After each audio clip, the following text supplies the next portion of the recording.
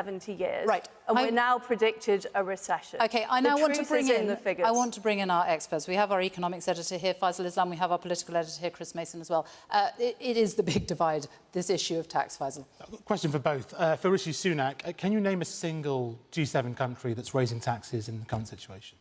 What I can ensure is that our borrowing and debt is falling, and our borrowing and debt is falling like other G7 countries, because we have decided to put a lot of money into the NHS, Faisal, because it's everyone here's #1 public service priority, and unlike other G7 countries, we fund our NHS through taxation. And if we want to get the backlogs down, if we want to support all the NHS workers that I'm sure are in the audience tonight, I thought it was the right and responsible thing to do to get the funding into the NHS. So that's what I did. But because I also think it's not moral. It's not moral to ask our children to pick up the tab for the bills that we're not prepared to pay. It's not a Conservative thing to do, because if we're not for sound money, what is the point in the Conservative Party? It's the most conservative of conservative values, and that's what I stand for. Can I answer Faisal's question? The answer is that countries like the US, Canada and Japan all have higher levels of debt than the UK, but they are not following the policies that will lead to a recession. We are an outlier.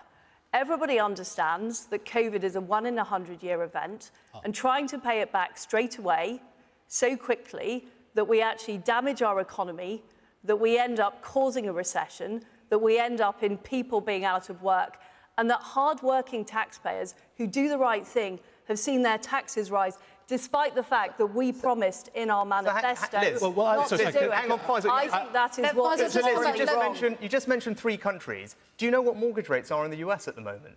Do you want to use them as an example? Their mortgage rates are almost 50% higher than mortgage rates in this country because they're borrowing so much. I'm sorry, this Canada. is scaremongering. Canada actually this is Project Fear. I remember the referendum campaign. I remember the referendum campaign, and there were only one of us who was on the side of Remain and Project Fear, and it was you, not me. Okay. And you talk maybe about I've this. learnt from that. We talk about this. It was your economic advisor, right? You were on the Today programme. You named one person who supported your plans. That one person, not me, not some theoretical thing, that one person said that your plans would mean interest rates going up to 7%. You should be honest with people about the trade-offs involved. Because your proposals would mean that we get this short-term sugar rush of unfunded borrowed tax cuts, but that would be followed by the crash of higher prices and higher mortgage rates, and that is Rishi, not something that I want to cause for anyone here. you've just put in the highest tax rate for 70 years. How on earth can you claim that that's going to drive economic growth? And where have the growth policies been for the past 2.5 years to drive investment into our towns and cities across this country? What I would do is I would realise the post-Brexit opportunities. I would do things like change Solvency II and MiFID, and I get on with it because I'm prepared to take on the orthodoxy.